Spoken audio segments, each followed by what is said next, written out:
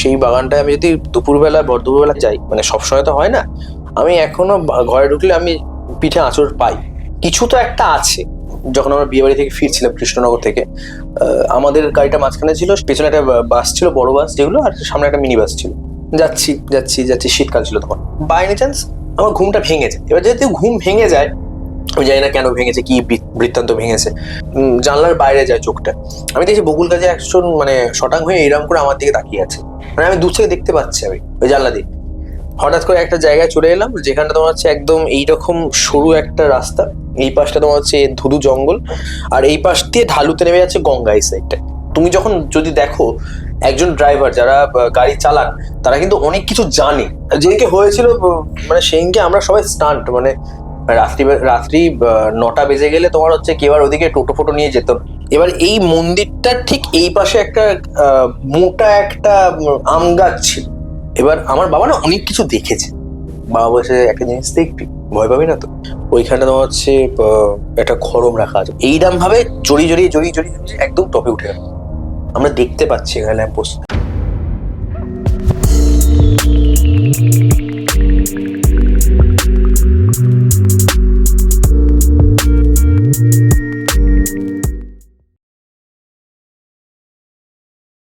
নমস্কার, আমি ডক্টর উজ্জ্বল গুপ্ত। আপনারা দেখছেন একটি নতুন এপিসোড বেঙ্গল আলটিমেট পডকাস্টে। আজকে আমাদের সঙ্গে যিনি আছেন, বহুদিন ধরে তার সঙ্গে আলাপ, শুধু আলাপ নয়, আমার এই সম্পর্কটা খুব খারাপ হয়ে গেছিল তার সাথে। আমার কাছের ভাই, আমার ছোট ভাই, খুব বাজেভাবে ওকে রিয়াক্ট করে ফেলছিলাম। আমারই দোষটা আমার ছিল সেই সময়। পরে আমি ভেবেছিলাম যে ব্যাপারটি হয়তো আমি ঠিক করিনি, কিন্তু সবথেকে বড় কথা, ও কিন্তু আমাকে কিছু বলেনি। যিনি আমার সঙ্গে আছেন এই মুহূর্তের একজন চলমান উদীয়মান একজন অ্যাক্টর। আমি প্রখ্যাত অ্যাক্টর এই জন্য বলবো না, কেন আমি চাই ও আরো বড় হোক, আরো নাম করুক। প্রখ্যাতটা ওর নামের সামনে এখনো আসেনি, কিন্তু যাকে পরিচয় করিয়ে দেবো তার পরিচয় আপনার নিজেও জানেন। এই মুহূর্তে বেশ কিছু মেয়ের হার্ট ড্রপ, আমার কাছে যা খবর আছে। আমার সঙ্গে আছে প্রখ্যাত অভিনেতা, আবারও বললাম প্রখ্যাত কথাটা এই জন্য যাতে একটা ব্যবহার করতে হয়, প্রখ্যাত অভিনেতা মৃত্যুঞ্জয় নাথ। অসাধারণ ইন্ট্রো।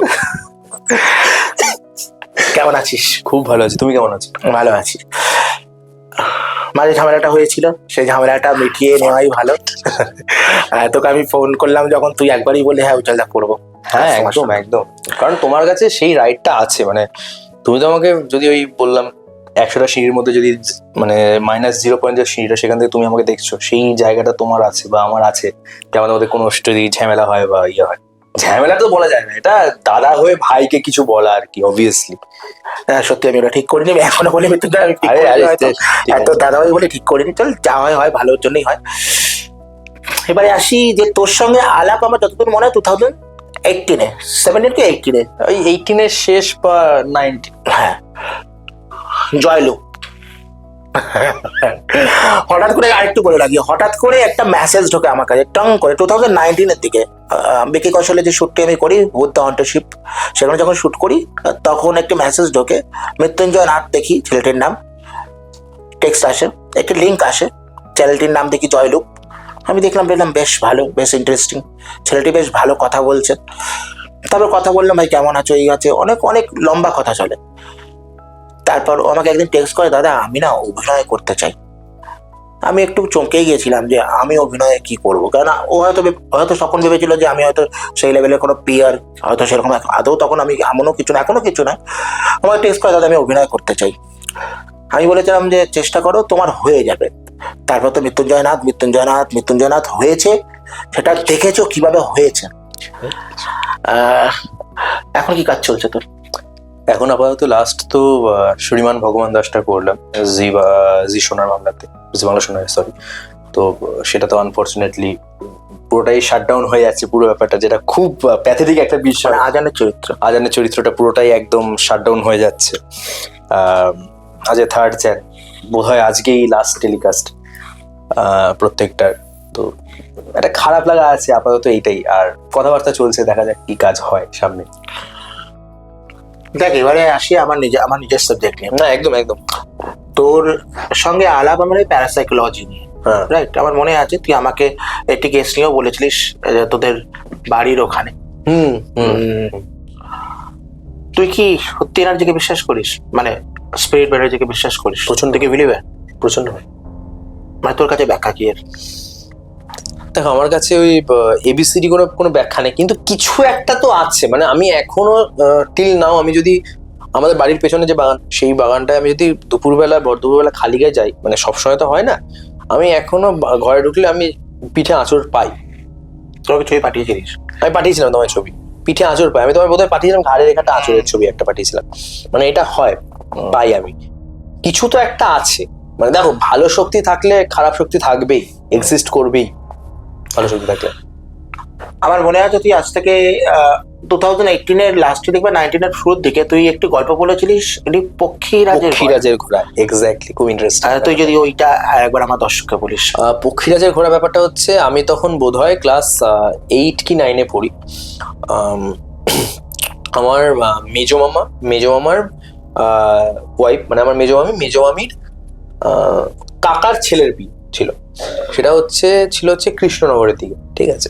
মেজো মামির বাড়ি হচ্ছে সমুদ্রগড়। এবার মানে আমরা সবাই জানি যে কোনো অনুষ্ঠান বাড়িতে গেলে বা কোথাও কোনো ট্যুরিজম গেলে, টুরিস্টরা যখন যায় তখন যে কটা গাড়ি থাকে সব কটা গাড়িকে একসঙ্গেই ছাড়তে হয়। মানে সেটা ছোট গাড়ি হোক বড় গাড়ি, যাতে রাস্তায় যদি কোনো বিপদ আপদ হয় তাহলে মানে একে অপরকে সাহায্য করতে পারে নেমে। তো সেরকমই সেদিনকে যখন আমরা বিয়ে বাড়ি থেকে ফিরছিলাম কৃষ্ণনগর থেকে, আমাদের গাড়িটা মাঝখানে ছিল, সামনে একটা পেছনে একটা বাস ছিল, বড় বাস যেগুলো, আর সামনে একটা মিনি বাস ছিল। এবং আমাদের গাড়িতে আমি ছিলাম, আমার মামি ছিল, মানে মেজো মামি ছিল, মেজো মামির বড় মেয়ে ছিল, মেজো মামির দিদির ছেলে, মানে আমার একটা ভাই ছিল, আমার নিজের দিদা ছিল, আর একটা ঠাম্মা ছিল। ঠিক আছে, যাচ্ছি, শীতকাল ছিল তখন। এবার যেতে যেতে না হঠাৎ করে কিছুটা দূর গিয়ে, মানে Krishnanagar to Samudragarh by road আমি যদি কথা বলি, আমি অনেক দিনকারই কথা বলছি, অনেক বছর হয়ে গেছে, মানে যেহেতু 7-8-এ পড়তাম বললাম তখন। যেতে যেতে না সামনের গাড়িটা হঠাৎ করে উধাও হয়ে গেছে, পেছনের গাড়িটা উধাও হয়ে গেছে। আমরা কিন্তু যাচ্ছি নিজেদের মতো গল্প করতে, গান বাজছে। এবার যেটা হয় আর কি, বিয়ে বাড়ির মরশুম একটা, সবাই নিজেদের মতো একটা আনন্দে থাকে, চলো ঠিক আছে, একটা আনন্দের ব্যাপার, গান সবাই গল্প করতে হচ্ছে। হঠাৎ করে সামনে দিকে তাকিয়ে দেখছি নেই। আমরা তো ভেবেছি কিছুটা দূর এগিয়ে গেছে, কিন্তু এগোয়ও নি, মানে আমরা নেই।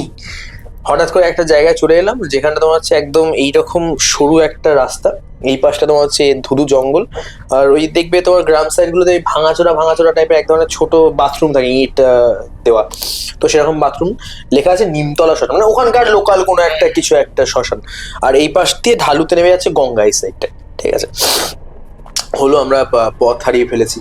এবার ওখানটা উঠে গেছি, ওখানটা উঠে যাওয়ার পর আমরা তোমার হচ্ছে এগিয়ে এলাম তোমার ওই 3 মাথাওয়ালা একটা রাস্তা। মানে আমি জানি না তুমি কৃষ্ণনগর ওই রোডটায় গেছো কিনা, দেখবে একটা রাস্তা থাকে যেখানে অনেকগুলো স্কাল্পচার থাকে, বড় অনেক স্ট্যাচু থাকে রাস্তা সাইডে। আমি এক্স্যাক্টলি বলতে পারছি না কোন সাইডটাতে আছে, ডান সাইড না বাম সাইড, কারণ অনেক বছর হয়ে গেছে। এবং 3 মাথা একটা রাস্তা, যে মাথাটা এই পাশটাতে তোমরা বোধহয় যত সম্ভব ডান সাইডে গেলে আমরা সমুদ্রগড়ের দিকটায় উঠতে পারছি, মানে ওই রাস্তাটা ধরতে পারছি, এই দিকটা গেলে অন্যদিকে চলে যাচ্ছে। তো আমরা যাচ্ছি। এবার না ওই 3 মাথার রাস্তাটায় ড্রাইভার কিন্তু, মানে তুমি যখন যদি দেখো একজন ড্রাইভার যারা গাড়ি চালান তারা কিন্তু অনেক কিছু জানে।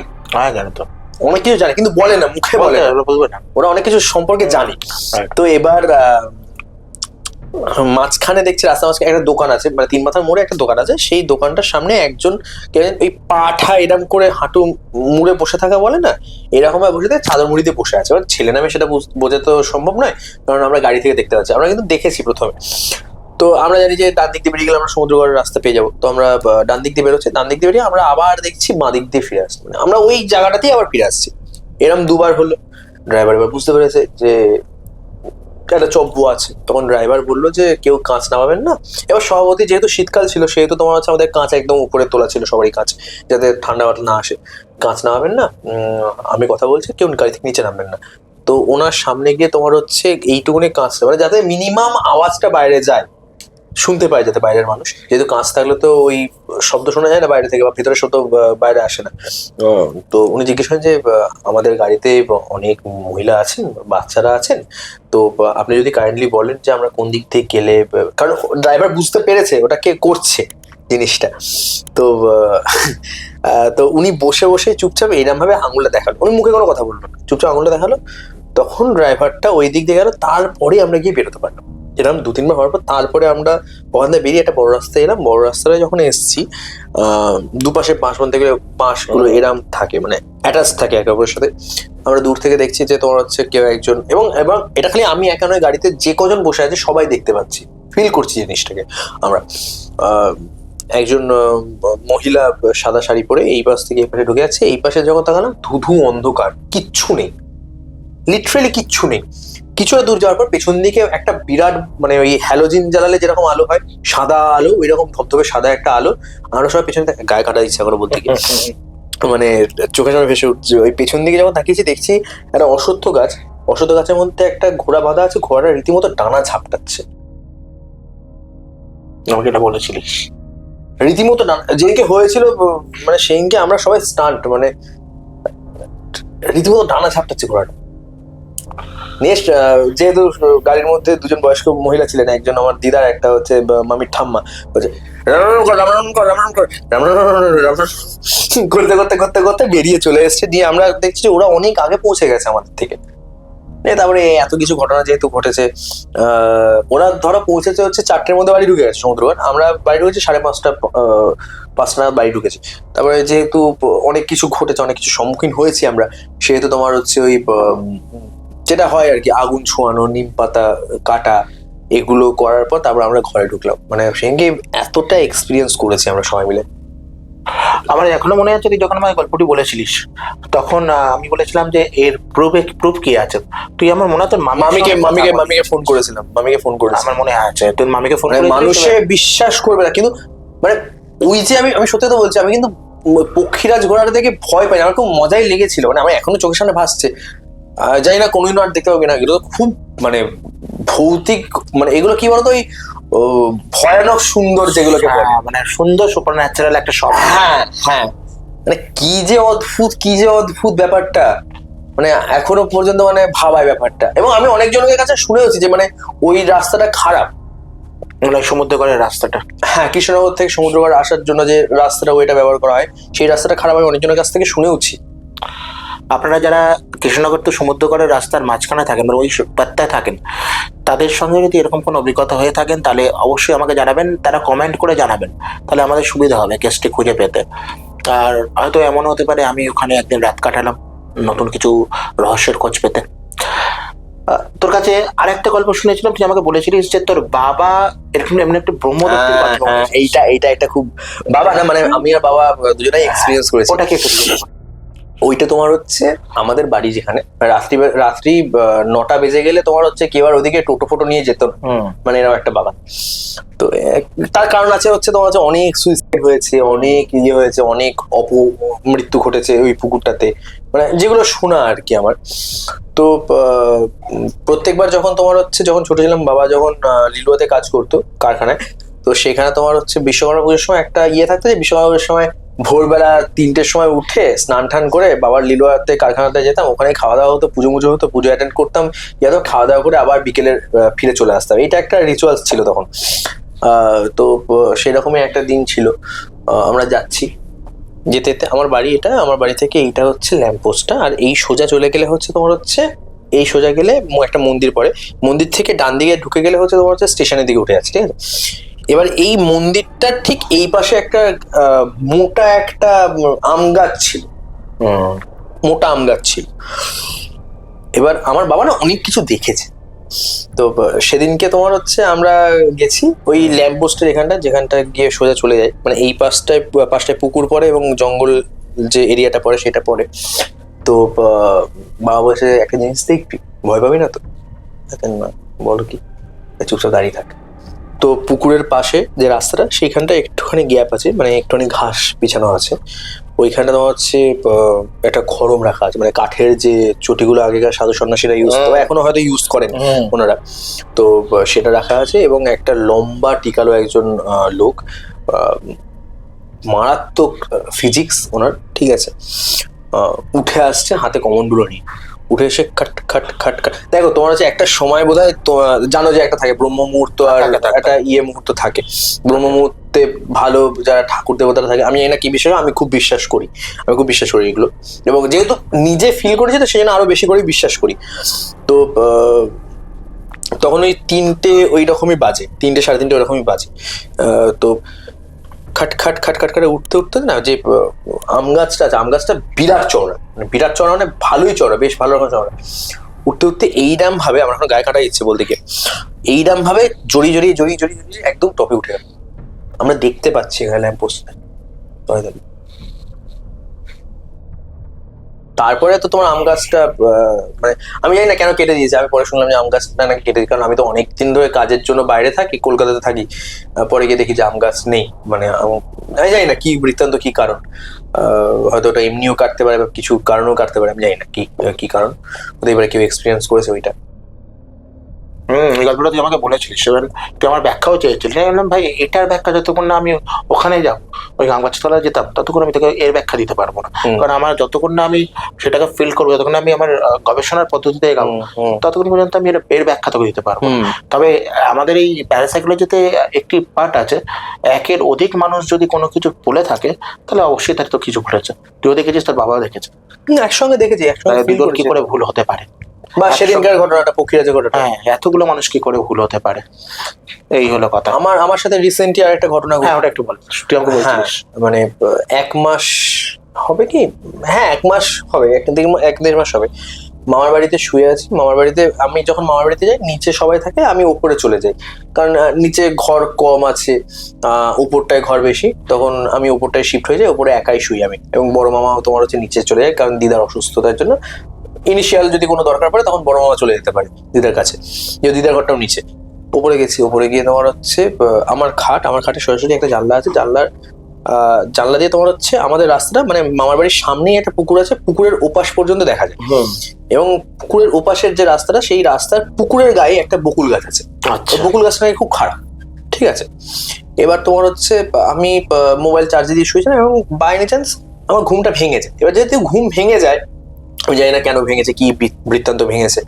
তো তার আগে পর্যন্ত সবই ঠিক ছিল। আমি মোবাইলটা চার্জটা খুলে, আমি মানে মোবাইলটা কতক্ষণে চার্জ আছে বা কতটা হয়েছে সেটা দেখার জন্য আমি করছি। আমার না হঠাৎ করে জানলার বাইরে যায় চোখটা, আমি দেখছি বকুল গাছে একজন মানে শটাং হয়ে এইরকম করে আমার দিকে তাকিয়ে আছে। মানে আমি দূর থেকে দেখতে পাচ্ছি, আমি ওই জানলা দিয়ে, সেটাই হয়ে গেছে আমার কাল। মানে আমি আগের থেকে এখন অনেক স্ট্রং, মানে এইসব দিক থেকে আমি জানি যে এইসব হতেই পারে, মানে ভালো কিছু থাকলে খারাপ কিছু থাকবেই, হবেই। তো সেই জন্য আমি স্ট্রং, যে ঠিক আছে চলো, মানে আমি যদি তার কোনো ক্ষতি না করি, সে ক্ষতি করবে না, এটুকুনিও জানি। কিন্তু সেদিনকে যেটা ঘটেছে, আমি অনেক সাহস, আমি বুঝতে পেরেছি যে কিছু একটা আছে, কারণ ওইরকম, কারণ ওই মামার বাড়ির পুকুরে তোমার হচ্ছে ওই দেখবে মারা গেলে কেউ ওই থালায় করে খেতে দেয়। মামার বাড়ির পুকুরের সামনে খেতে দিত আগে, তো আমরা সবাই বারণ করতাম যে কেন বাড়ির সামনে খেতে দিচ্ছ, বাড়ির সামনে তো এটা। তাও কেউ শুনবে না, সবাই ওই বাড়ির সামনেই খেতে দেবে, ঠিক আছে। এটা তো কিছু একটা তো কাজ করেই রে বাবা। তো আমি অনেক সাহস করে বিছানায় গিয়ে ঘুমাই। ঘুমানোর পর না, আমি কিছুক্ষণ পর, লোকে বলবে যে তোমার হচ্ছে একদম টান হয়ে ঘুমালে ওই শিরায় কি একটা হয়, স্লিপ প্যারালাইসিস হয়ে যায়। আমি তো টান করে ঘুমাইনি সেদিনকে আমি এদিক ওদিক হয়েই শুয়েছিলাম, ঠিক আছে। টান হয়ে ঘুমানোর কোনো কারণ নেই, স্লিপ প্যারালাইসিস হওয়ারও কোনো কারণ নেই। আমাকে অদ্ভুতভাবে মনে হচ্ছে যে কেউ আমার গলাটা টিপে ধরছে, আমি শ্বাস নিতে পারছিলাম না, অদ্ভুতভাবে মনে হচ্ছে গলাটা টিপে ধরছে কেউ, ঠিক আছে। এবার আমি মহামৃত্যুঞ্জয় মন্ত্র ওং ত্রয়ম্বকম যজামহে সুগন্ধির পুষ্টিবর্ধনম যেটা আছে, সেটা আমি জপ করি, মনে মনে জপ করি। কারণ আমি কথা বলতে পারছি, গলাটা কেউ মানে জোরে টিপে ধরেছে, আমি কিন্তু বুঝতে পারছি, মানে আমি দেখতে পাচ্ছি না হয়তো ঠিক, কিন্তু আমাকে কেউ যে গলা টিপে ধরেছে, তাহলে আমাকে এইটার কেউ ব্যাখ্যা দিক যে আমি কেন এই মন্ত্রটা যখন পাঠ করলাম, আমি তো আগেও অনেক কিছু বললাম, মন তো ডাইভার্ট করার জন্য অনেক কিছু বলেছিলাম আমি, কিন্তু যখন মন্ত্রটা পাঠ করলাম, একটা স্ট্রং চ্যান্ট যখন পাঠ করলাম, তখন আমি কয়েকটা সেকেন্ডের জন্য আমি ফ্রিজ হয়ে গেলাম, ফ্রিজ থেকে আমি মানে ফ্রি হয়ে গেলাম। ফ্রি যখন হয়ে গেলাম, তার ঠিক কিছুক্ষণ পর আমি অনেকটা সাহস নিয়ে উঠলাম, চার্জারটা খুললাম, চার্জারটা খুলে ছুট নিচে, মানে আমি আর ওই চত্বরেই নেই। মানে এই জিনিসটা কেন, মানে আমার যদি স্লিপ প্যারালাইসিস হতো, তাহলে মন্ত্রর সঙ্গে কেন কি সম্পর্ক? দেখ তুই যেগুলো দেখেছিস, দেখ প্রথম করে স্লিপ প্যারালাইসিসের ক্ষেত্রে তুই যেগুলো বলছিস এই কেসগুলোই কেসগুলোই হয়ে থাকে। হ্যাঁ, কিন্তু তুই যখন বলছিস যে তুই যখন মন্ত্র চ্যান্ট করতে শুরু করলি, মহামন্ত্রজয় মন্ত্র চ্যান্ট করতে, অনেকে বলতেই পারে যে তোমার হচ্ছে আমি ওই একটা উচ্চারণের ব্যাপার থেকে ওম যে উচ্চারণ সেইখান থেকে একটা ভাইব্রেশন ক্রিয়েট হয়, সেইটা একটা কাজ করে। আমি তো ওইসব মুখেই তো আমি বলতে পারছি না, আমি মনে বলছি। হয়তো সেই সময়টা আমি এর আগের পডকাস্টেই আমি বলছিলাম যে আমাকে জিজ্ঞাসা করছিল কি মন্ত্রতন্ত্রে জোর আছে, মানে মন্ত্রতন্ত্রে জোর আছে, কিন্তু মন্ত্রতন্ত্রে কে কিভাবে পাঠ করছে সেটা বড় ব্যাপার। সেই সময় হয়তো তোর মন্ত্রের উচ্চারণ হয়তো খুব পারফেক্ট হয়ে গেছে, সেটা তোকে বাঁচিয়ে দিয়েছে হয়তো। সে খুব মনে মনেই পাঠ করছে হয়তো। দেখ, প্রত্যেকটা উচ্চারণই তো দেখো আমাদের হার্ট থেকে, হৃদয় থেকে বেরোয়। হয়তো তোর ওই মন্ত্র চ্যান্টিং ওয়ার্ডও তোর হৃদয় থেকে হয়তো বেরিয়েছে, তাই তো ক্লিয়ার হয়েছে। অনেকে বলতে পারে যে এটা স্লিপ প্যারালাইসিস আমার হয়েছে। স্লিপ প্যারালাইসিসের ব্যাখ্যা তো তোকে আমি দিলাম, এটা তুই যা বললি কেস হিস্ট্রিতে এটা সেটাই, এটা সেটাই। কিন্তু বাট তুই যদি মন্ত্রের কথা বলিস তো সেটাও ওইভাবে তোকে ব্যাখ্যা, ওটাই তোর ব্যাখ্যা। আশা করি আপনাদের এই 3টি গল্প মৃত্যুঞ্জয়ের খুব ভালো লাগলো। গল্প বলবো না, ওর সঙ্গে ঘটে যাওয়া সত্য ঘটনা। ও আমাকে এটা আগেও বলেছিল, আমি ওকে বলেছিলাম যে মৃত্যুঞ্জয় তোর কিন্তু ইন্টারভিউতে, মানে তোর ইন্টারভিউতে, মানে আমি যে পডকাস্ট করবো তাতে কিন্তু লাগবে, কেননা আমার খুব ইউনিক লেগেছিল। প্রথম 2টি গল্প যেটি সেটা আমাকে বলেছিল, আমার কাছে ব্যাখ্যা নেওয়ার চেষ্টা করেছি, ব্যাখ্যা দিতে পারিনি। কারণ এই সমুদ্রগড়ের পথে আমি না আগে গেছি না এখনো আমার যাওয়া হয়েছে। যদি ভবিষ্যতে যাওয়া হয় আমি অবশ্যই এর রহস্য ভেদ করার চেষ্টা করব। আর ওর বাড়ির পাশে যেটা, সেটা তো আমি যখন খুশি যেতে পারি, কারণ আমাকে অনেকবার ইনভাইট করেছে যে দাদা একদিন আসো, তুমি একদিন দেখো বাগানটার ভেতরে ঢুকে কিছু তুমি পাও নাকি। কারণ আমি এতদিন ধরে গবেষণা করছি, কোনোদিন এই পক্ষীরাজের গল্প আমি শুনিনি। আর ও যখন এই ব্যাখ্যাটা আমাকে প্রথমবার দিয়েছিল তখন, মানে আমাকে ব্যাখ্যা চেয়েছিল, আমি ব্যাখ্যা দিতে পারিনি। হেমন্তের অপরাহ্ন দিয়ে তোর মনে হয় শুরু হয়? না, আমার শুরু হেমন্তের অপরাহ্ন দিয়ে নয়। আমার যদি তুমি আনঅফিসিয়াল বলতে চাও তাহলে সেটা হচ্ছে সতিয়ার ফিরানা বলে একটা ফিচার ফিল্ম ছিল, যেটা নন্দন থেকে ফেরার পথে বাসে আমি অফার পেয়েছিলাম অভিদার কাছ থেকে। অভিমিত্র হ্যাঁ বুঝতে পেরেছি, অভিদার কাছ থেকে। তো তারপরে সেটা বিভিন্ন কারণে এখনো পর্যন্ত আটকে আছে, মানে এখনো রিলিজ হয়নি। মানে আমি একটু ডাবিং করতে গিয়ে আমার পোর্শন দেখে একটু মানে হেসে গড়াগড়ি খাচ্ছি, নিজেই হাসছি যে কেন কি বলেছি কি, কারণ তখনও ওই এক্সপিরিয়েন্সটা হয়নি। আর অভিনয় যে তখন একটা গেছিল যে অভিনয় করবো, মানে অভিনয় মানে লাইনে কথা বলা, এই করা সেই করা, এইরকম একটা ব্যাপার। কিন্তু আমি যখন ডাবিং করতে যাই, আমি লাইনগুলো দেখে এটা আমি ডায়লগ বলেছি না কবিতা বলেছি আমি বুঝতে পারিনি। তো সেইটা হচ্ছে আনঅফিসিয়াল শুরু। তো তারপরে আমার শুরু হয় প্রপার ভাবে, তারপর মিউজিক ভিডিও একটা যেটা প্রচন্ড ভাইরাল হয়, তোমায় আমায় মিলে বলে একটা কভার সং। তো সেটা এখনো পর্যন্ত অনেক সোশ্যাল মিডিয়া প্ল্যাটফর্মে আমি দেখতে পাই যে ঘুরছে, অনেকে আমাকে পাঠায় দাদা তোমার সেই ভিডিওটা এখনো, আমার একটা বন্ধু স্ট্যাটাস দিয়েছে, এখনো চলছে। তারপরে শুরু হয় যেটা হচ্ছে অরিত্রদার দা রিভিউ, মানে অরিত্র ব্যানার্জি, অরিত্র জ্ঞানের যেটা দা রিভিউ থেকে, তখন থেকে মানুষের কাছে যে আচ্ছা মৃত্যুঞ্জয় বলে কেউ একজন এক্সিস্ট করে। তারপরে আস্তে আস্তে হেমন্তের অপরাহ্ন হয়। হেমন্তের অপরাহ্নের আগেও আমার স্যার অশোক কৃষ্ণতন স্যারের সঙ্গে আমার আরেকটা কাজ করার সুযোগ হয়, মানে ওইখান থেকে পরিচয় আমাদের। দ্য ট্রান্সফরমেশন বলে একটা কাজ হয়, যেখানে উনি অ্যাসোসিয়েট ডিরেক্টর ছিলেন ওখানে। তো তারপরেই আমার কাছে হেমন্তের অপরাহ্ন কাজটা উনি অফার করেন। দেখ, আমি তোকে যতদূর চিনি যে তুই সেই গ্রাসরুট লেভেল থেকে তুই শুরু করেছিস, রাইট? মানে আমি দেখেছি তোর স্ট্রাগলের দিনগুলো, এখন অবভিয়াসলি স্ট্রাগলই করছিস, আমরা প্রত্যেকেই স্ট্রাগল করছি। মানে দেখো না, মানে স্ট্রাগল কথাটার সঙ্গে না, মানে আমি একটা মানে একটা খুব আপত্তিজনক কথা আছে আমার, মানে কোনো অভিনেতা, আমি জানি না আমি কারো নাম নিয়ে বলবো না, কিছু বলবো না, অনেকজন বলে যে আমি যখন স্ট্রাগল করতাম, মানে কোনো শিল্পী স্ট্রাগল কখনো শেষ হয় না, বরং শিল্পী যত উপরে ওঠে বা কোনো ভালো কাজ করে ফেলে তার উপর প্রেশারটা আরো ক্রিয়েট হয়, তখন স্ট্রাগলটা আরো বেড়ে যায়। মানে একজন শিল্পী, মানে সেটা সে সঙ্গীত শিল্পী হোক বা চলচ্চিত্র অভিনেতা হোক বা ডিরেক্টর হোক বা অঙ্কন শিল্পী হোক, মানে যে জীবনের শেষ পর্যন্ত বোধহয় আমি মনে করি চলে। মানে স্ট্রাগল মানেই যে এই স্টেশনে শুয়ে থাকলাম, রাত কাটালাম, এই বাড়ি ওই বাড়ি করলাম, এটা স্ট্রাগল না। স্ট্রাগল একটা মানে 5 স্টার হোটেল থেকেও স্ট্রাগলটা হয়, মানে ওর মাথায় কিন্তু চলতে থাকে, যে কারণ ও জানে যে আমি যদি এই কাজটা করলাম, ভালো করলাম, নামটা হয়ে গেল, যশ হয়ে গেল, 10 জন সেলফি নিচ্ছে, পরের কাজটা যদি ভালো না করি কেউ আমাকে পুছেও দেখবে না, ওটাও একটা স্ট্রাগল। মানে ওই লিমিটটা মেনটেন করা আমার মনে হয়।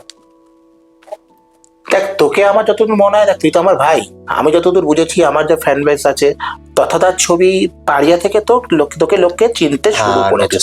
পাড়িয়া তোকে একটা হিউজ ব্রেক দিয়েছে। ওই ব্লগারের চরিত্র আমার মনে হয় পাড়িয়ার ও যে অভিনয় করে, ছোট্ট অভিনয়, ব্লগারের অভিনয়টা কিন্তু আমার দেখা অনেক দিনের পর ওই অভিনয় অনেকদিন পর কাঁপানো লেগেছে। পাড়িয়ার এক্সপিরিয়েন্স কেমন? তথাদার সঙ্গে কাজের এক্সপিরিয়েন্স কেমন? খুব ভালো, খুব ভালো। মানে তথা কেমন মানুষ? প্রচন্ড ভালো মানুষ। মানে আমি খুব মানে বলতে গেলে এই মানে আমি খুব ভাগ্যবান যে আমি বেশ কিছু ডিরেক্টরের ছোঁয়া পেয়েছি। মানে প্রথমেই শুরুতেই অশোক বিশ্বনাথন স্যারের ছোঁয়া, তারপরে তথাগততা বড় ডিরেক্টর বলতে, তারপরে তো তোমার হচ্ছে আছি, মানে জয়দীপ স্যারের সঙ্গে রিসেন্ট কাজ করলাম। তো এইগুলো আমার যখন প্রথম কলটা আসে তখন তো মানে আচ্ছা ওকে ঠিক আছে চলো পারিয়ার জন্য এরকম এসছে। তো গেলাম তথাদার বাড়িতে গেলাম। তথাদার বাড়িতে গিয়ে স্ক্রিপ্ট রিডিং সামনে দেখছি, মানে সেদিনকে একটা মজার এক্সপিরিয়েন্স হয়েছে আমার। তথাদার বাড়িতে সামনে দেখছি শ্রীলেখাদি বোধহয় তখন স্ক্রিপ্ট রিডিং করে বেরোচ্ছে। স্ক্রিপ্ট রিডিং হয়ে গেছে, সবেমাত্র বিক্রমদা এসছে, বিক্রমদাকে বোঝাচ্ছে। আমি পেছনে বসে আছি যথাযথ, কারণ আমি একটুখানি সিনিয়র অভিনেতাদের থেকে একটুখানি কে কিভাবে, আমি তো ওইরকম ভাবে বুঝতে পারি না যে সবাই গিয়ে কথা বললে কতটা কিভাবে রিয়াক্ট করবে না করবে। তা এছাড়া আমি একটুখানি খুব শাই এখন, মানে আগের তুলনায় আমি এখন খুব শাই হয়ে গেছি, মানে জানি না কেন, মানে কোনো সিনিয়র অভিনেতার সামনে থেকে একটা শাই হয়ে যায়, মানে ওই রিয়াকশনের ব্যাপারটা কাজ করে যে তার পক্ষ থেকে কি রিয়াকশন আসবে আমার। কারণ সবাই মানে ওই ঠিক মেন্টালিটি থাকে না, হতে পারে যে তার মাথায় অনেক কাজ চলছে, অনেক চিন্তা চলছে, সেই মাঝখানে গিয়ে যদি কথা বলি মানে ওই রিয়াকশনটা কতটা নিতে পারবো বা আমি বা কি, তো এইরকম ব্যাপার চলে। তো আমি একটা পেছনে বসে আছি, তো অনেকক্ষণ পর গিয়ে বিক্রমদার পেছনে ঘুরলো, ও হাই আমি বিক্রম চ্যাটার্জি। পেছনে ঘুরে আচ্ছা হ্যাঁ আমি মৃত্যুঞ্জয়, মানে আমি মনে হচ্ছে যে তোমাকে কে না চেনে, মানে আমি মনে মনে এটা ভাবছি। তো তারপরে তো তথাগততার সাথে কাজ হলো, একটা ওয়ার্কশপ হলো সেদিনকে, তারপরে একটা দীর্ঘ কয়েকদিন শুট হলো আমাদের, তারপরে পারিয়া এখন মানুষের সামনে, মানুষের চোখের সামনে। তোকে ক্যারেক্টারতে বাঁচলো কি করে, মানে এর লিঙ্ক কি করে পেলি? লিঙ্কটা হচ্ছে আমার ওখানে একটা মানে বন্ধু কাজ করতো, এবার ও দেখো সবাই তো একটা সাজেস্ট করে, মানে সবাই তো সবাইকে চেনে না, ততদাকে আমিও চিনতে মানে ততদা আমাকে চিনতো না, কখনোই চেনা সম্ভব নয়, মানে অতজন মানুষের মধ্যে 10,000 জন মানুষ ততদাকে মিনিমাম রোজ মেসেজ করে, ঠিক আছে, বা দিনে ধরো তোমার হচ্ছে 100 মেসেজ আসে, সব মেসেজ তো দেখার সময় দাদা অভিনয় করতে যায় দাদা, তো আমাকে ও বলে যে এরকম একটা চরিত্র আছে, আমি কি তাহলে কোথায়, হ্যাঁ ভাই একদম একদম একদম। তখন ততদার কাছে বলে, তখন আমাকে ডাকে, মানে ততদা সিলেক্ট করে এরকম ব্যাপার। ততদা তখন বললো যে এরকম একটা ছোট চরিত্র আছে। হ্যাঁ দেখো আমার কাছে ছোট চরিত্র বড় চরিত্র ম্যাটার, চরিত্রটা ইম্পর্টেন্সটা ম্যাটার করে, চরিত্রটা কতটা ছাপ ফেলতে পারছে, মানে চরিত্রটা করে কি মানুষের মাথায় ওই পিঞ্চ ব্যাপারটা গাঁথা ব্যাপারটা কি হচ্ছে, মানে নাকি না চরিত্রটা থাকলেও যা না থাকলেও তাই, মানে চরিত্র না থাকলে কোনো ম্যাটারই করবে না, সেই রকম একটা ব্যাপার ক্রিয়েট করছে। তো আমি দেখলাম যে না চরিত্রটা ভালো চরিত্র, এবং তথাগতদা অবভিয়াসলি খুবই ভালো ডিরেক্টর। তো এই আর কি, মানে তারপর থেকেই তো শুরু হয়, কারণ তথাগতদা আমি ভটভটি অলরেডি দেখে ফেলেছি, হ্যাঁ ভটভটি অলরেডি দেখে ফেলেছি, তথাগতদার ভটভটি থেকে আমি ফ্যান ডিরেকশনের।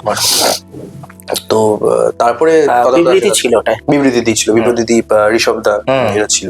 তারপর থেকে তথাগতদার আমি মানে কাজের ফ্যান একটা, তো কাজ করার উৎসাহ এবং মেসেজও করেছিলাম। তো কিন্তু পৌঁছানো হয় হচ্ছে ওই বন্ধুদের মাধ্যমে, যে বন্ধুরা আমাকে সাজেস্ট করেছিল। তারপরে সেই ছবিটা তো আমরা সবাই জানি একটা তোকে একটা মাইলস্টোন এনে দিয়েছে, হিসাব মতো মাইলস্টোন এনে দিয়েছে। তারপর তো তোর একের পর এক কাজ, রিসেন্টলি যেটা করলি সেটা হচ্ছে অ্যাডভোকেট অচিন্ত আইচ সিজন 2। আমি আসছে কি কিরকম ছিল না, তোর অভিজ্ঞতা কেমন ছিল? পারিয়া করার পর আমার শ্রীলেখাদির সঙ্গে একটা খুব মজার ঘটনা, ওটা একটু বল। মজার ঘটনাটা বলতে তোমার হচ্ছে আমার একটা সময় এই ইয়েটা ছিল, আমি খুব সেলিব্রিটি অ্যাট্রাক্ট ছিল, মানে আমি সেলিব্রিটি দেখলে ওই একটু মানে যাবো, ছুটে যাবো, এই যাবো সেই যাবো, ছবি তুলবো, এই করে একটা ব্যাপার ছিল, আমি বলতে লজ্জা নেই, ঠিক আছে, এটা ছিল। তো আমার মনে আছে আমার মামার বাড়ি জিরাটে একটা দুর্গাপুজোর ওপেনিং এ শ্রীলেখাদি এসেছিল, আমি তখন 10-এ পড়ি। তো আমাকে শ্রীলেখাদির যে বাউন্সার স্বাভাবিক অতজন লোকের মাঝখানে, এবং শ্রীলেখাদি অবভিয়াসলি একজন ফিমেল, তো সবাইকে কেন মানে অ্যালাউ করবে সেটা, তো সেই মুহূর্তে শ্রীলেখাদি বাউন্সার আমাকে ধাক্কা মেরেছিল, তুলতে পারিনি ছবি গেছিলাম, ছবি তুলতেই গেছিলাম। পরে আমি শ্রীলেখাদিকে মেসেজ করি যে শ্রীলেখাদি একটা ঘটনা আছে এরকম ব্যাপার, যে আমি তোমার সাথে দেখা করতে গেছিলাম, তোমার বাউন্সার আমাকে এরকম ভাবে ধাক্কা দিয়ে সরিয়ে দিয়েছিল, আজকে তোমার সাথে কাজ করছি, তখন শুধু এটাই পাওয়া, মানে আজ আমি তখন 10-এ পড়ি, আর আজ পারিয়াতে একসাথে কাজ করেছি, মানে শ্রীলেখাদির সাথে। হয়তো খুব একটা ফ্রেম শেয়ার নেই, কিন্তু একটা ছোট্ট একটা লিমিটেড এডিশন আছে ফ্রেমে শ্রীলেখাদির সাথে। তো তারপরে তো শ্রীলেখাদির সঙ্গে মোটামুটি কথা হয়, এই আর কি। আচ্ছা মিথুন, যদি আমাকে একটা কথা বলতে, বাড়ি থেকে কোনো রকম চাপ আসেনি? না এরকম চাপ আসেনি, কারণ মানে আমাকে আমার মানে শিল্পের প্রতি ঠেলে দেয় হচ্ছে আমার মাই, মানে ওই চাপটা আসেনি। কারণ কেন বলতো, মানে আমি যখন এখন আমি ওই পড়াশোনা করি, আমি খুব না ব্যাক রিডিং করি, মানে আমার সাথে কি ঘটেছে কি না হয়েছে, আচ্ছা এইটার কারণটা কি হতে পারে, এটা আমি এইগুলো পড়াশোনা করি। আমি মানে প্রত্যেকটা দিন বাড়িতে গেলে দিন শেষে ঘুমাতে যাই, তখন আমি রিকল করি যে কি কি হয়েছে, বা আজকে যে ঘটনাটা ঘটছে আমি রিকল করি যে এইটা ঘটলো এটা ঘটলো। কারণ আমি জানি যে প্রত্যেকটা কারণের পেছনে একটা কোনো ভালো কারণ থাকে, মানে এই কারণটা ঘটছে তার মানে ভালো কিছু হওয়ার জন্যই ঘটছে। তো যখন এই শিশু শ্রেণীতে পড়তাম তখন মা আমাকে ওই নাচে ভর্তি করেছিল, এবং নাচও তো এক ধরনের অভিনয়, কারণ নাচের মধ্যে ওই প্রত্যেকটা স্ট্যান্ডা বুঝে বুঝে এক্সপ্রেশন দেওয়া, হাত পা ইয়ে করা, মানে প্রত্যেকটা শরীরের আঙ্গিক অভিনয়, যেটা মানে অভিনয়ের তো বিভিন্ন স্তর থাকে, আঙ্গিক, বাচিক, সাত্ত্বিক। তো তারপরে তোমার হচ্ছে আমি যখন বাড়িতে দেখলাম, বাড়ির সাইডে আমার ঠাম্মা খুব ভালো গান করতেন, আমার পিসি খুব ভালো গান করতেন, আঁকতেন, গিটার বাজাতেন। এখন আমাদের মধ্যে নেই, বিগত 2 বছর হলো আমাদের ছেড়ে তিনি চলে গেছেন। দাদু খুব ভালো দাদু নাকি নাটক করতেন, আমার দাদু। আমার বাবা খুব ভালো তবলা বাজাতেন, মা আমার বার গিটার বাজাতো। বার গিটার বলতে এক ধরনের গিটার থাকতো, একটা ওই ইয়ে করে, অনেকে বার গিটার বললে সেইটা না,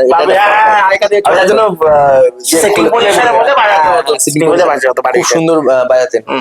তো তারপর থেকে বললাম যে আচ্ছা, তার মানে শিল্পের প্রতি টান আমার এইগুলো থেকেই আসে। তো আমার ওই পারিপার্শ্বিক চাপটা কখনোই হয় না। আমি দেখেছি, মানে বাবা মাকে দেখেছি অনেক কষ্ট করতে, অনেক কিছু করতে, বা এখনো আমার বাবা যেটা করেন বা যা করেন বা মা যা করেন, তো সেইখান থেকে আমার ওই মেন্টালি চাপটা কখনোই ক্রিয়েট করতে দেননি, ওরা ক্রিয়েট হতে দেননি যে তোকে এইটাই করতে হবে, তোকে এইটা করতে হবে, এটা করলে হবে না, কি করছিস, এই করছিস সেই করছো।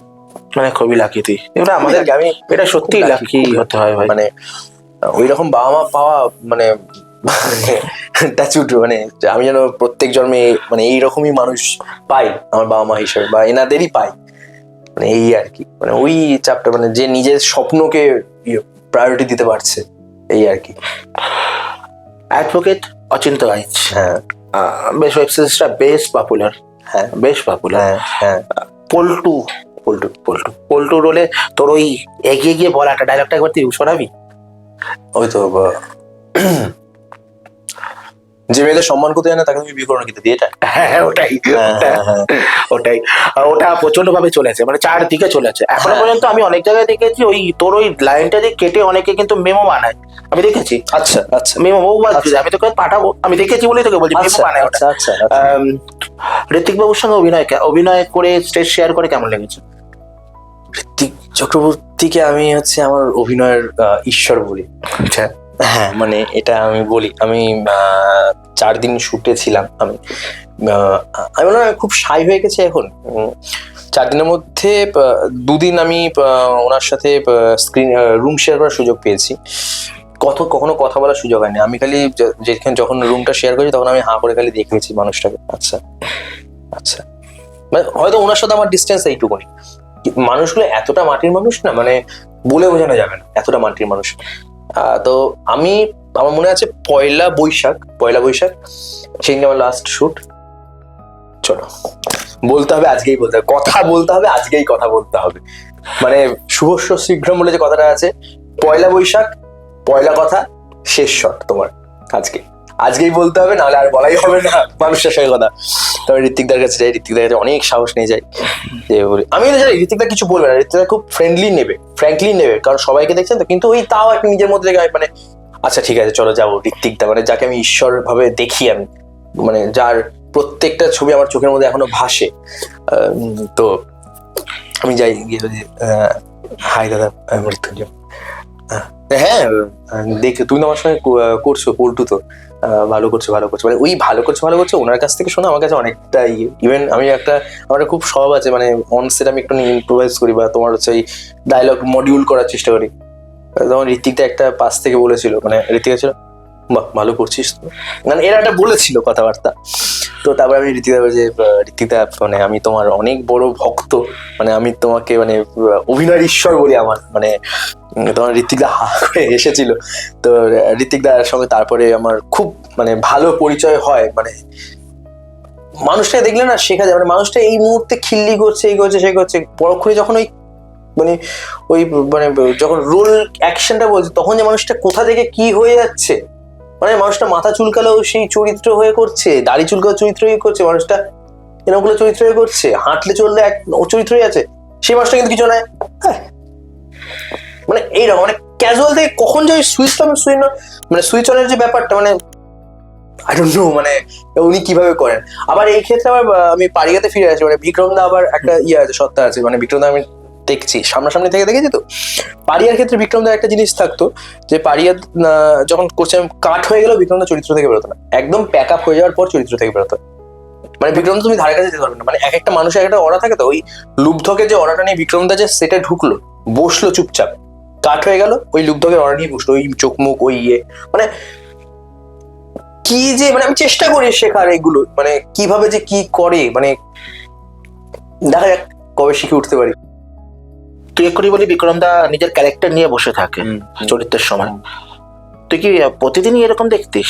হ্যাঁ, মানে প্রত্যেকদিন এরকমই দেখতাম। মানে বিক্রম দা ওই যে ফ্লোরে ঢুকলো, ওই লুব্ধক হয়ে যে একটা ভারী কি ভাব নিয়ে বসলো, মানে যেটা চরিত্রায়নটা ছিল বিক্রম দা, কাট হয়ে গেল, চুপচাপ এসে শান্ত হবে, ওই একই চাল একই চলন নিয়ে বসলো চেয়ারে, আবার যখন অ্যাকশন গেল আবার গেল ফ্লোরে গেল, মানে চরিত্রই যাচ্ছে এগোচ্ছে, যখন প্যাক আপ টানলো তখন এই চলো টাটা বলে নিজের গাড়িতে উঠে বেরিয়ে চলে গেল।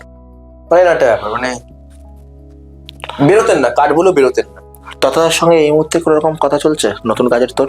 শুনেছি তো, মানে হওয়ার কথা আছে হলটো, এবার দেখা যাক কতটা কি হয়। মানে আর এমনি নতুন কাজে ওই টুকটাক যেটুকুনি আর কি বার্তালাপ হয়, মানে ওইটাই আর কি, যতক্ষণ না অন ফ্লোর যাচ্ছে ততক্ষণ কিছুই বলা সম্ভব নয়, মানে ইয়ে দিয়ে এই আর কি।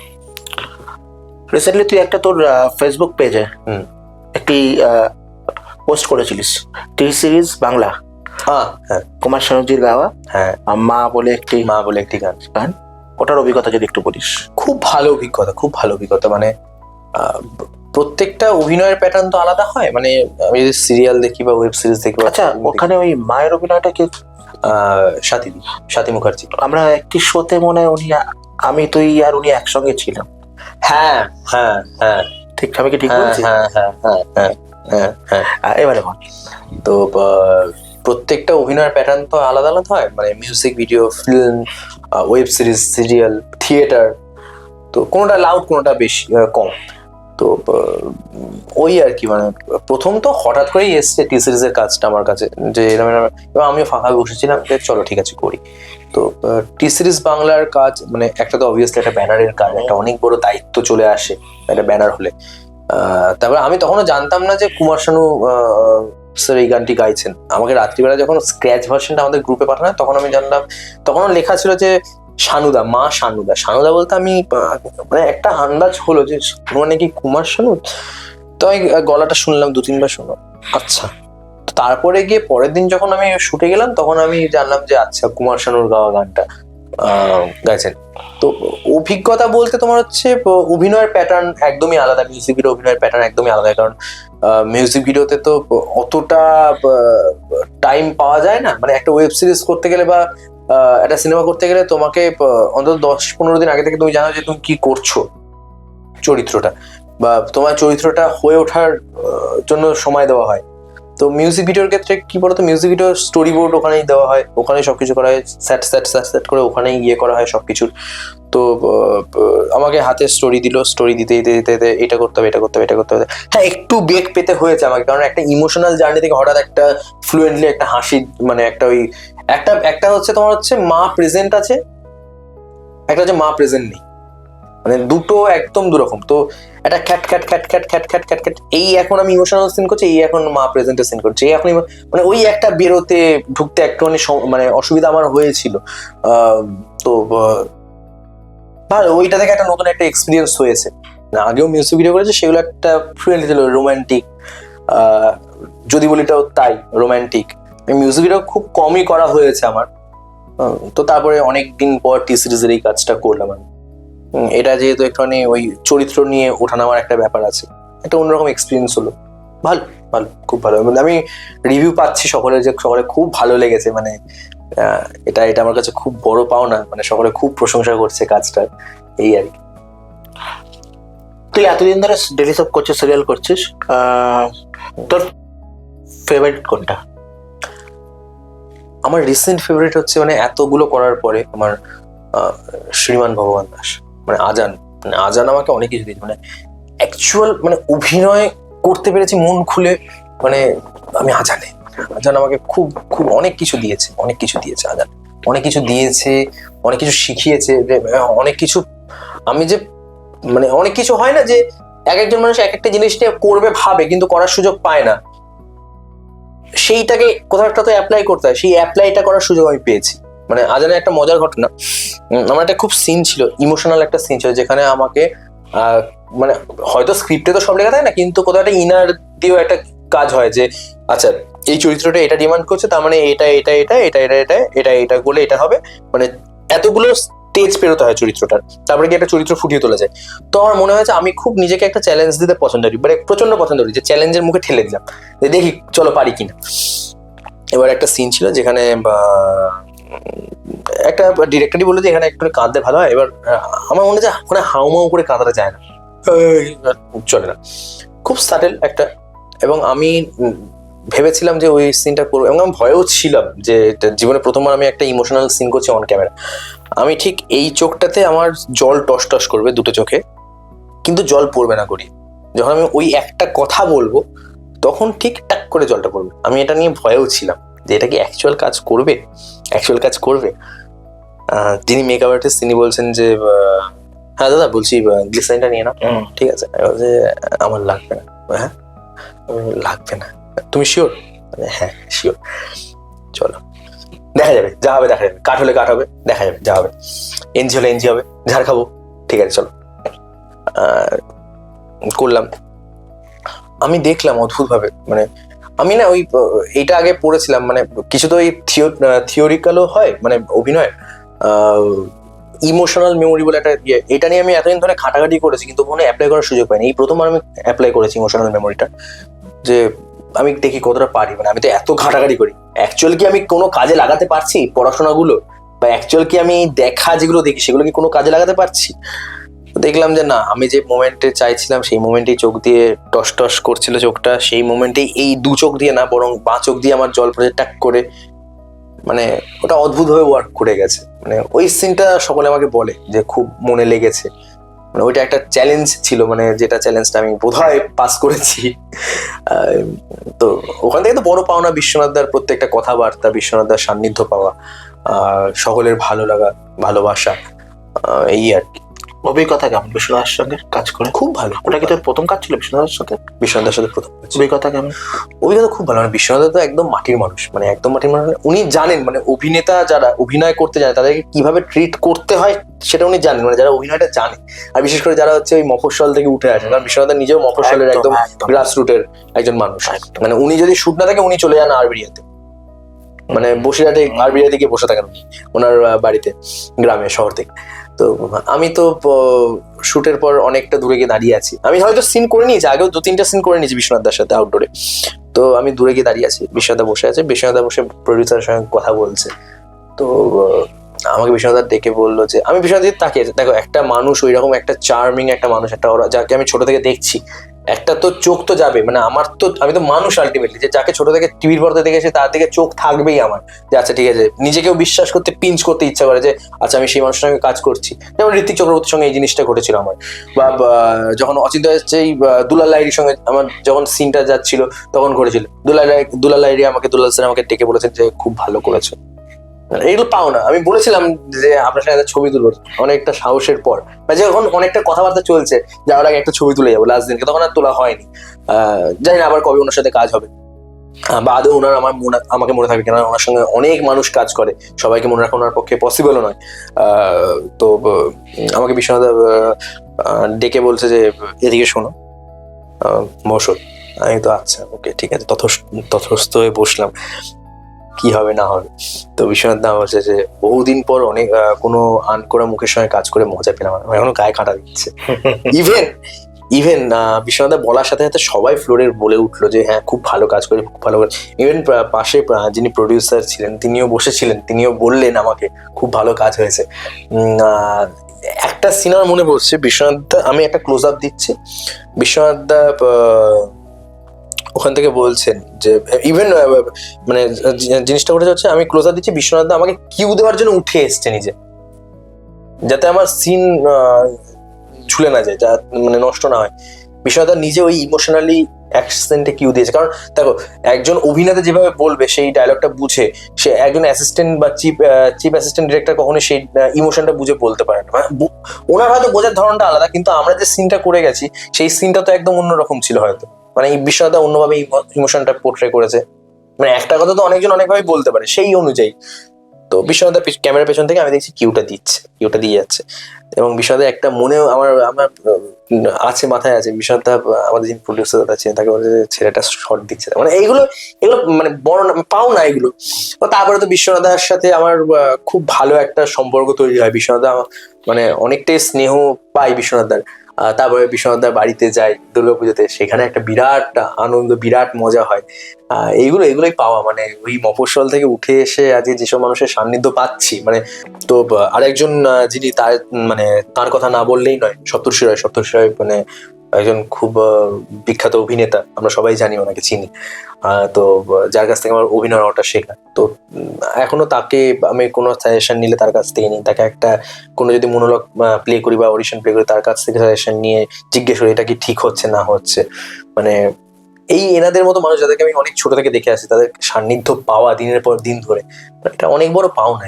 মানে ঠিক আছে, চলো, ঠিক আছে, তাহলে এদের পাচ্ছি আমি সান্নিধ্য, এই আর কি। একদম শেষ পর্যায়ে মিত্র, হ্যাঁ, একদম। আমাদের একটা সেগমেন্ট আছে, আচ্ছা, সেটা হচ্ছে র্যাপিড ফায়ার রাউন্ড। 10টা প্রশ্ন থাকবে, তুই তোর মতো করে জবাব দিবি। সহজ না কঠিন? দেখ না কি হয়।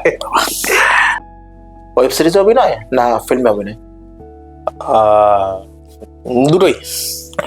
অ্যাক্টিং না ভবিষ্যতে ডিরেকশন? অ্যাক্টিং। অ্যাক্টিং এ চালিয়ে যাবি? অ্যাক্টিং। ডিরেকশনে কোনোদিন দেখবো না?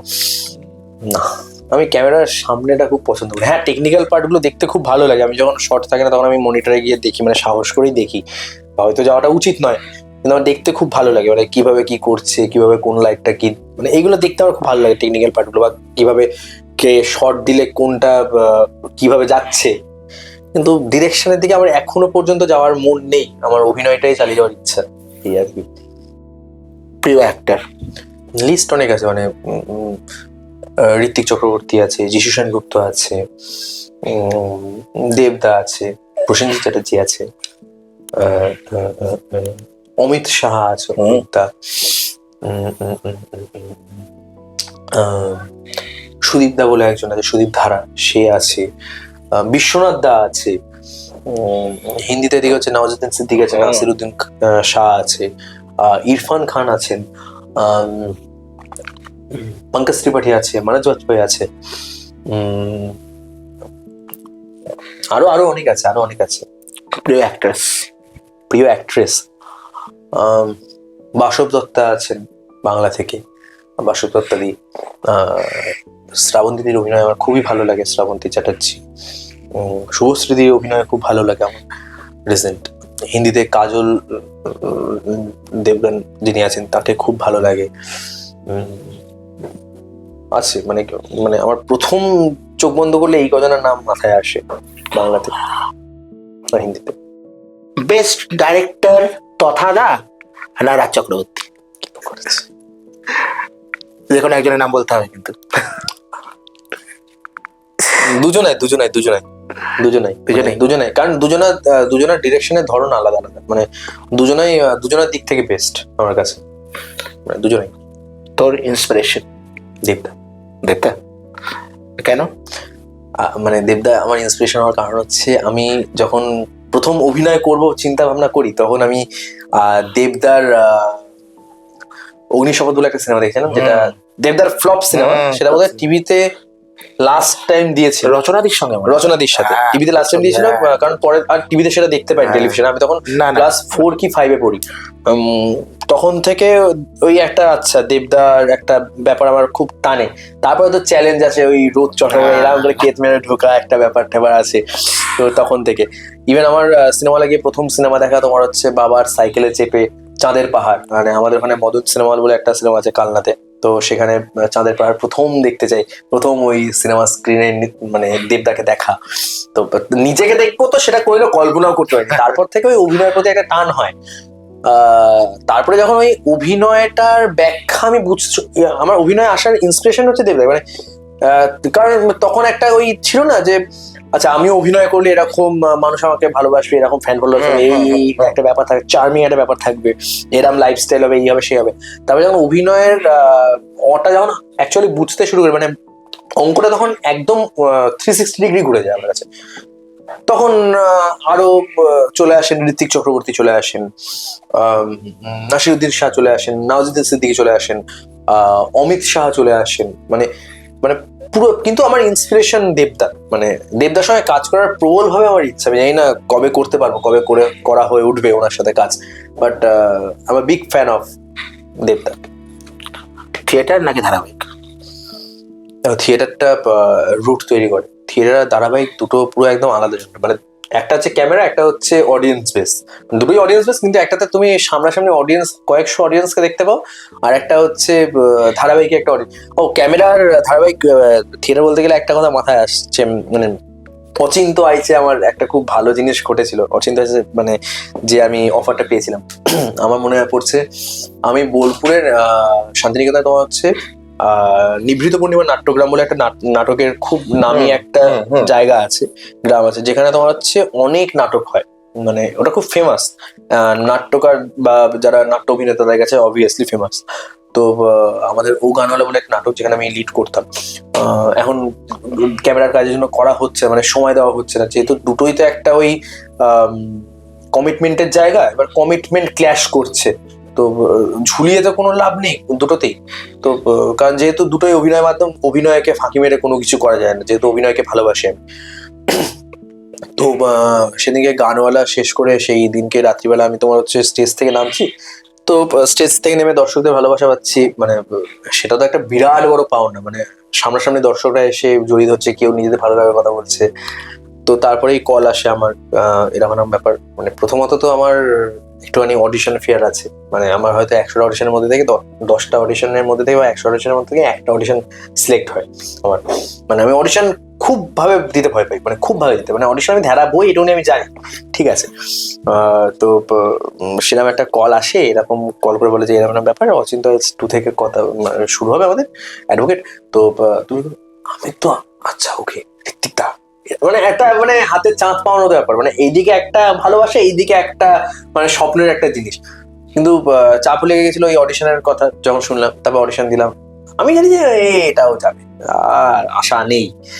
তারপরে খুব অদ্ভুত ভাবে কাজটা হয়ে যায়, তারপরে কাজ করি, মানুষ এখন পল্লুকে দর্শক মানে দেখছেন হইচইয়ের পর্দায়, মোবাইলে।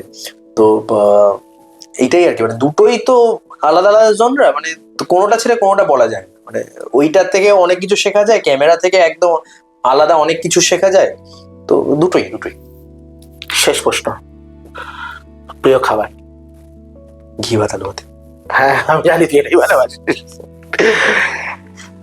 খুব ভালো লাগলো তুই পডকাস্টে আসলি, আমরা একটা আড্ডা মারলাম, একদম খুব ভালো। আমাদের মধ্যে যে ভুল বোঝাবুঝিটা হয়েছে সেটা হয়তো মিটে গেছে, আর তোর রাখিস না সেটা। ভবিষ্যতে আমরা আবার কাজ করব। একদম। আমার একটা ছবিও খুব তাড়াতাড়ি হয়তো করার প্ল্যানে আছে, ছোট্ট একটি ছবি, আশা করবো তোকে পাশে পাবো আমার ছবি। একদম অল টাইম। আর কেন উজ্জ্বল গুপ্তর কাছে আসলি এত ঝামেলার পর? ঝামেলা, ওই যে আমি প্রথমে বললাম ঝামেলা কিছুই নেই, কারণ তুমি আমার দাদার মতো হও, তুমি আমাকে গ্রাস রুট থেকে দেখছো বা এখনো দেখে আসছো, ওই -0 থেকে এখন যদি আমি মানে -10 দাঁড়িয়ে থাকি, তো সেইখানে তুমি দেখছো, সেখানেও তুমি দেখছো। তো মানে ঝামেলা কিছু নাই, কথা কাটাকাটি, ভুল বোঝাবুঝি মানুষ মাত্র, আমরা তো মেশিন নয় রে বাবা। একটা প্রোগ্রামে সেট করে দিলাম যে মানে ওইটাই আউড়ে যাবে, এটা মানুষের মধ্যে মনোমালিন্য, ভুল বোঝাবুঝি হতেই পারে। ঝামেলা ওগুলো কোনো ফ্যাক্টর না, যার জন্য মানে সেই ভালোবাসাটা আমার মধ্যে এখনো আছে উজ্জ্বলদার, যেহেতু তুমি আমাকে ফোন করলে, হ্যাঁ একদম। অনেক শুভেচ্ছা থাকলো। Thank you. আশা করি আমি তোকে আগেও বলেছিলাম, তোর মনে আছে কিনা জানি না, তোর হয়তো তুই বলবি হয়তো, আমি তোকে বলেছিলাম যে তুই দেখিস তুই একদিন স্টার হবি। তুই আমাকে বলেছিলি যে বোম্বাদা জানো তো আমাকে টেক্সট করেছে, মনে আছে? বোম্বাদা আমাকে টেক্সট করেছে, দেখ আমাকে তুই স্ক্রিনশটও পাঠিয়েছিলি, তারা দেখো। আমি দেখ তোকে একদিন বোম্বাদার মতো পৌঁছাতে হবে, কতটা পারবো কিনা জানি না, কিন্তু চেষ্টা করবো। তুই সেই জায়গায় পৌঁছা, আমাদের প্রত্যেকের স্টার হওয়ার ইচ্ছা আমার নেই, সত্যি কথা বলতে স্টার, কিন্তু মানে একজন ভালো অভিনেতা হতে চাই আমি, এটাই সবচেয়ে বড় কথা। মানে ভালো অভিনেতা হতে। আমাকে রিসেন্টলি একজন বললো যে এত তাড়াতাড়ি স্টার হোস না। হ্যাঁ ঠিক কথা, ঠিক বলেছো, এত তাড়াতাড়ি স্টার হতে যাস না। ঠিক বলেছো। ঠিক আছে, মানে আমি বললাম যে, তাকেও বললাম যে না সেটার ঘটনা একদম অন্য, মানে সেটার ঘটনা হচ্ছে আমি যে চরিত্রটা আমাকে বলেছে সেই চরিত্রটা তিনি আমাকে দেননি, আমি সেজন্য বলেছি যে আমি কেন দাঁড়িয়ে থাকবো, মানে আমি তো এখানে অভিনয় হ্যাঁ তুই করতে, আমাকে বললি তো ব্যাক হ্যাঁ কেন দাঁড়িয়ে থাকবো, অফ ক্যামেরা বললি। হ্যাঁ। তো আমি সেই জন্য বলেছিলাম যে কারণ আমি যে কাজগুলো করেছি, আমি বলছিলাম নিজে খুব বড় কাজ করেছি, কিন্তু যেটুকুনি আমি জানি যে যেটুকুনি হয়তো হলেও হতে পারে, ঠিক আছে, কেন দাঁড়িয়ে থাকবো ব্লার বা ডিফোকাস, আমি কেন দাঁড়িয়ে থাকবো, আমি কেন কিছু করবো না, মানে আমি তো অভিনয় করতেছি, খালি টাকা নেবো চলে যাবো সেটা তো নয়, মানে সেটা তো কখনো শান্তি হতে পারে না। তাই তো আমি সেই মানুষটাকে বলি যে হবে হবে, এত তাড়াতাড়ি নিজেকে স্টার হতে যাস না, নিজেকে স্টার ভাবিস না। স্টার আমি কি বলবো, আমি নিজের যেটুকুনি বলা সেটুকুনি তোমাকে বললাম, সেই রাইটটা তো আমার একজন অ্যাক্টর হিসেবে আছে, মানে আমার তো চরিত্র যদি পছন্দ নয়, তুমি আমাকে একটা চরিত্র বলে এনেছো, সেখানে তুমি অন্য একটা চরিত্র করাচ্ছ, সেটা তো ঠিক নয় একদম। তো জব স্যাটিসফ্যাকশন বলে তো একটা কথা। এক্স্যাক্টলি। তো আমি তাকে বললাম যে আমি তো স্টার হতে আসি, আমি তো স্টার হতে চাই না, আমি একজন ভালো অভিনেতা হতে চাই, আমি সেইটা করতে চাই, তো তুমি আমাকে সেইটুকুনি করো, মানে আমি তো বলিনি তোমাকে একবার আমি স্টার হতে চাই, আমাকে এই চরিত্রটি দেওয়া হয়েছে, তোমাকে যেটুকুনি দেবে আমি সেটুকুনি করবো, সৎভাবে করবো, মানুষের যদি ভালো লাগে ভালো লাগবে, রাইট, ঠিক। এটাই। আশা করি আপনাদের মৃত্যুঞ্জয়ের সঙ্গে হওয়া আড্ডাটি আপনাদের খুব ভালো লাগলো। বেঙ্গল আলটিমেট পডকাস্টকে আপনারা সকলে ভালোবাসা দেবেন যেরকম দিচ্ছেন, কারণ দিনে দিনে আমরা যেভাবে হয়তো গ্রো করছি আপনাদের আশীর্বাদেই গ্রো করছি, কারণ আপনারা ছাড়া আমরা শূন্য, আমি বারবার বলি আর সবসময় বলবো যে আপনারা ছাড়া আমরা কিছুই নয়। বেঙ্গল আলটিমেট পডকাস্টকে সকলে সাপোর্ট করবেন, সকলে লাইক করবেন, সকলে সাবস্ক্রাইব করবেন এবং অবশ্যই বেল আইকন অবশ্যই প্রেস করবেন। মৃত্যুঞ্জয় তুই কিছু বলবি? হ্যাঁ, মানে উজ্জ্বলদাকে আমি অনেকদিন ধরেই চিনি, মানে উজ্জ্বলদা আমার খুব ভালো ভালো দাদা হয়, মানে অনেক দিন পর আমাদের একটা জমিয়ে আড্ডা হলো, সেই আড্ডাটা সাক্ষী আপনারা সকলে থাকলেন। বেঙ্গল আলটিমেট পডকাস্ট, সেটা সবাই দেখুন। আমি নিজে কন্টেন্টগুলো দেখেছি, উজ্জ্বলদা আমাকে পাঠায়, আমি দেখি, আমার খুবই ভালো লাগে। আমি উজ্জ্বলদার যে এত তাড়াতাড়ি আমাকে ডাকবে সেটা আমি আশা করিনি। আমি উজ্জ্বলদাকে বলেওছিলাম যে উজ্জ্বলদা আমাকে কেন ডাকছো, আমি তো কিছুই করে উঠতে পারিনি এখনো, আর সত্যি কিছু করে উঠতে পারিনি এখনো পর্যন্ত আমার মনে হয়। তো সবাই দেখুন, আশা করি গল্পটা আড্ডাটা ভালো লাগলো। উজ্জ্বলদা অবভিয়াসলি আছে, মানে ভালো তো লাগার কথাই, মানে উজ্জ্বলদা যেখানে থাকবে সেখানে ভালো না লাগে মানুষের পারে না, মানে আমরা যেহেতু জানি উজ্জ্বলদাকে চিনি। তো সবাই দেখুন, সবাই সাবস্ক্রাইব করুন, বেল আইকনটা ক্লিক করুন, এটা আমার কথা, জয়লুক্সের কথা। তো বেল আইকনটাকে ক্লিক করুন, সবাই খুব ভালো থাকবেন। নমস্কার। নমস্কার।